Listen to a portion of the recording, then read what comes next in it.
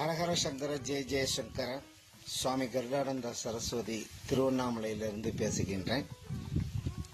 எல்லாமல்ல மலேசிய நாட்டிலே மிக பிரம்மாண்ட முறையிலே சுவாமிஜி ஸ்ரீ ஜெயப்பிரகாஷ் சுவாமிஜி அவர்கள் ஒரு மிகப்பெரிய பணியை எடுத்துள்ளார்கள்.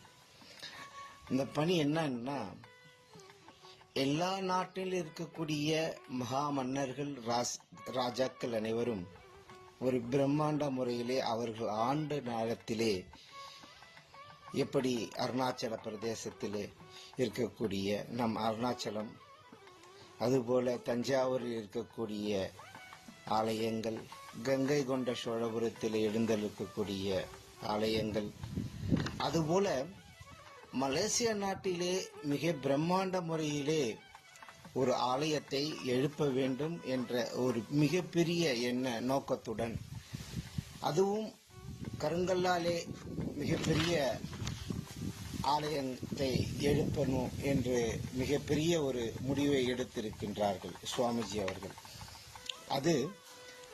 அந்த ஆலயம் கருங்கல்லால் கட்டப்பட்டு அந்த நாள் குறிக்கின்ற நாளாக வருகின்ற 6/4/2025 அன்று ஞாயிற்றுக்கிழமையிலே அடிக்கல் நாட்டு விழா பிரம்மாண்ட முறையிலே மலேசியாவிலே துவங்க இருக்கின்றது.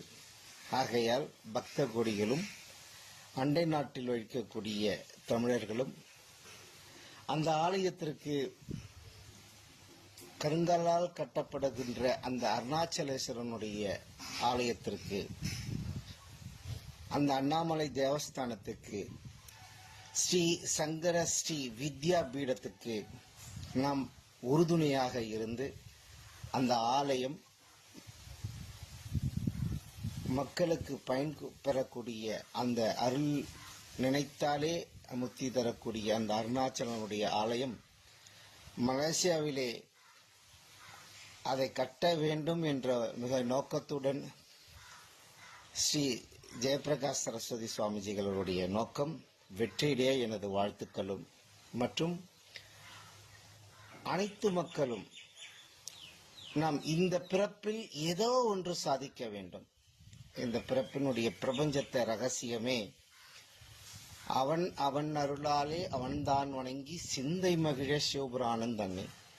நாம் அனைவரும் சிவபுராணத்தினுடைய பாடலுக்கு ஏற்று நாம் வாழ்ந்து காமிக்க வேண்டும். நாம் ஏதோ இந்த பிரபஞ்சத்தில் பிறந்தோம், வாழ்ந்தோம், இறைவனடி சேர்ந்தோம் என்று இல்லாமல் அடுத்த தலைமுறைகளுக்கு நாம் என்ன கொடுக்க போகின்றோம் என்று உணர்ந்து செயல்படக்கூடிய ஸ்ரீ ஜெயப்பிரகாஷ் சரஸ்வதி சுவாமிகளுக்கு என மனமார்ந்த வாழ்த்துக்களை தெரிவித்துக் கொள்கின்றேன். ஆலயம் எழுப்பது என்பது மிக சுலப காரியங்கள் இல்லை. ஆனால் அதுவும் இந்த கலியுகத்திலே அந்த ஆலயம் எழுப்பது மிக அவசியம், மக்களுக்கு பயனுள்ளதாக அமையும் என்று சொல்லி, அனைவருக்கும் இந்த ஆலயத்தில் பங்கு கொண்டு அருள் பெறுமாறு அருணாச்சலரை அருள் பெற்று நீங்கள் எல்லாரும் மகிழ்ச்சியோடும் சந்தோஷத்துடன் வாழ விரும்புகிறேன். ஆசீர்வாதங்கள். ஹரஹர சங்கர ஜெய ஜெயசங்கர, ஹரஹர சங்கர ஜெய ஜெயசங்கர, ஜெய்